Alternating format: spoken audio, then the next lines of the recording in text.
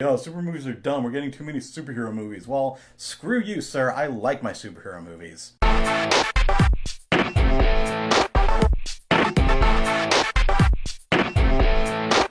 Hey geeks, welcome to my channel. I'm Trey Guillotine, and you're watching Daily Marvels, where I give a few thoughts on some of the Marvel news that have gone on in the past week. We've gotten some information on the Avengers 4 title that's happening after Avengers Infinity War, and two Marvel movies have been nominated for the 2017 Oscars. Remember that if you like this video, make sure to give it a thumbs up, subscribe, and share it around so others can join in the conversation. So with Avengers Infinity War only, 4 months out at this point, we're starting to wonder a little bit past that, and we're wondering what the next Avengers movie will be, which right now it's just titled as Avengers 4, but it's taking place after Infinity War, and it's technically the second part of Avengers Infinity War.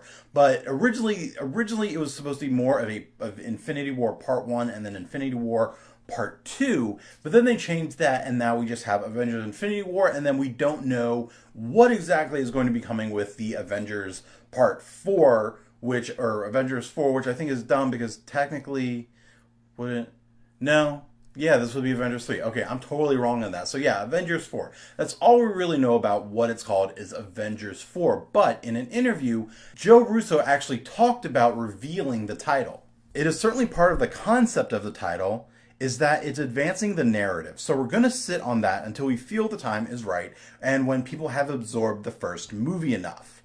So basically the information that's been revealed about the Avengers 4 title is that there's no information to be revealed about the Avengers 4 title. I don't know why this is one of the trends that popped up in my newsfeed, since this isn't really news. It's basically reporting that, yeah, we still don't know anything. I definitely appreciate them wanting to sit on the title, not wanting to give it away, especially since, Avengers Infinity War or Age of Ultron are huge clues as to what that movie is going to be about. So revealing the name would definitely give it more of a way. We don't know what's going to happen after Avengers Infinity War. We don't know what the state of the heroes and the just overall Marvel Cinematic Universe is going to be after Avengers Infinity War, but it'll probably be okay because we do have Ant-Man and the Wasp coming out after Avengers Infinity War. But if that information is not enough to sate your thirst, we also got an official synopsis for Avengers Infinity War.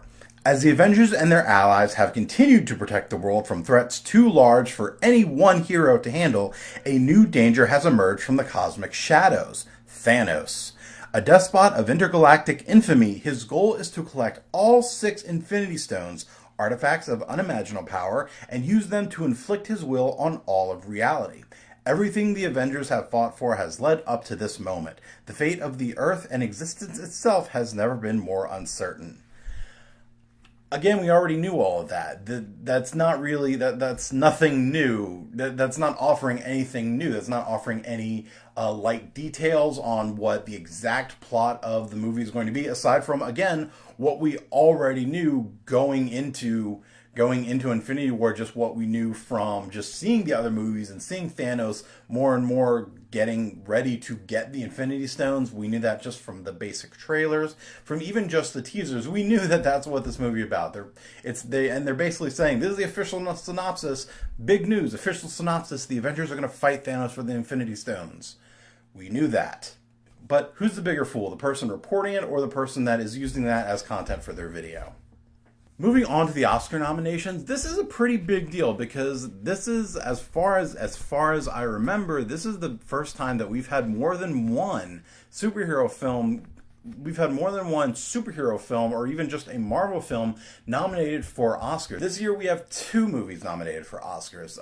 The other superhero movies that we, of course, remember being nominated and also winning Oscars is, of course, specifically The Dark Knight, where Heath Ledger won his Oscar for Best Supporting Actor post-mortem, unfortunately. But superhero movies are, I feel, more and more gaining a presence in the Academy and in the Oscars, especially since a lot of the bigger stars who a lot of people would consider, which a lot of people would consider, oh, that they're too good for these superhero movies. Those big stars are now big stars in superhero movies, like Brie Larson or like Robert Downey Jr. or Benedict Cumberbatch or Chiwetel Ejiofor.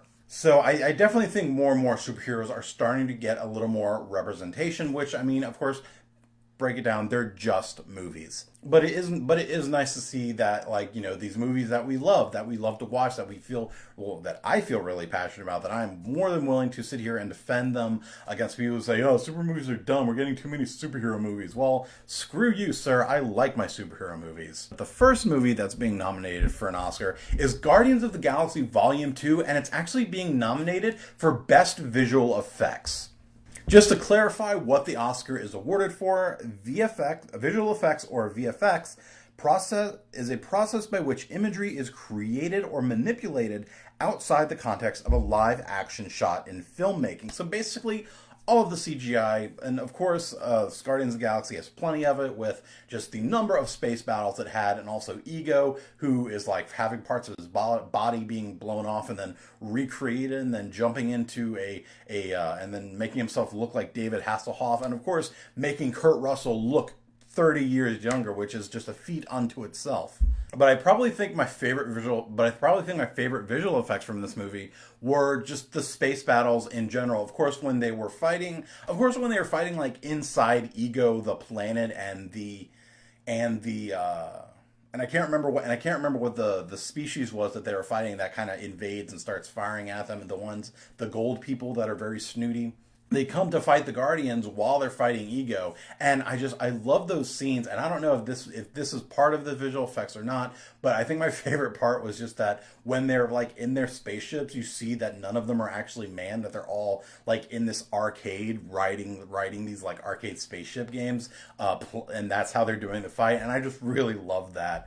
But yeah, the movie was beautiful. I absolutely agree that this movie should be getting at least the nomination for visual effects. This actually isn't the first time Guardians of the Galaxy has been nominated, though.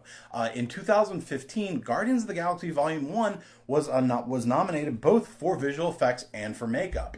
Which, in Guardians of the Galaxy Volume 1, they had a lot more characters who needed makeup, like Yondu, like Ronan, like Nebula, like Gamora, of course, like Drax. So there was plenty of really just amazing looking makeup going on to make each character look so alien and so distinct. Whereas in Guardians Volume 2, they kind of had the same stuff, and then they just added Mantis to it and the gold people.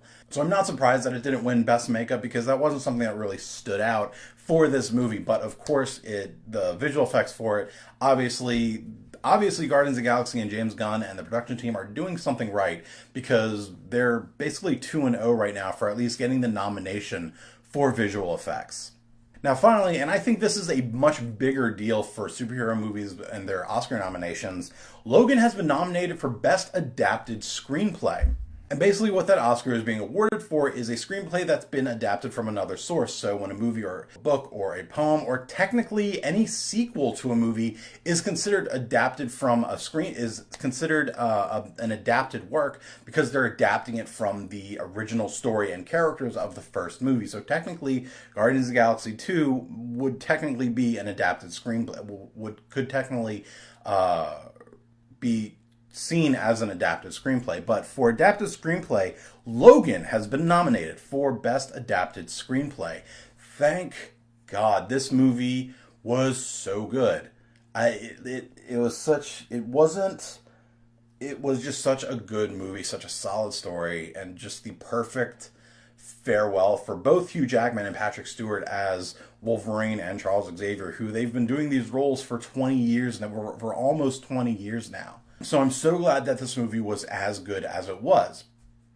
Now, it being an adapted screenplay, you're probably thinking that the screenplay was adapted from Old Man Logan, which was the comic series that obviously Logan took a lot of inspiration from, but technically the screenplay was adapted by a story written by the director James Mangold, who I'm guessing wrote the story to adapt it into a screenplay. But obviously in writing the story, I mean, maybe not obviously, maybe he didn't, maybe he just totally made it up and it's just coincidental, that I feel a lot of inspiration was taken from the Old Man Logan comics. But that's technically not what it's being awarded for. It's not being awarded for an adapted screenplay from Old Man Logan. It's being awarded for being adapted from a story written by the director James Mangold.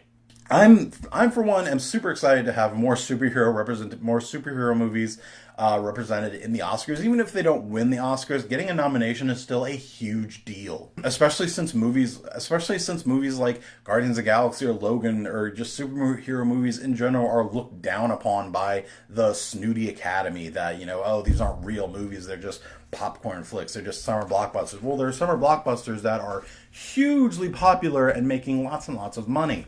So I'm pretty sure the only reason they're snooty about it is because they haven't been invited to the superhero movie party. What did you think of these Daily Marvels? Let me know in the comments and follow me on all the internets. If you have any Daily Marvel news that you'd like me to talk about, let me know in the comments. You can check out my written reviews of Marvel movies, TV shows, and video games at Trey Guillotine at treyguillotine.blogspot.com, and subscribe to my channel to geek out some more. Thanks for watching and have fun.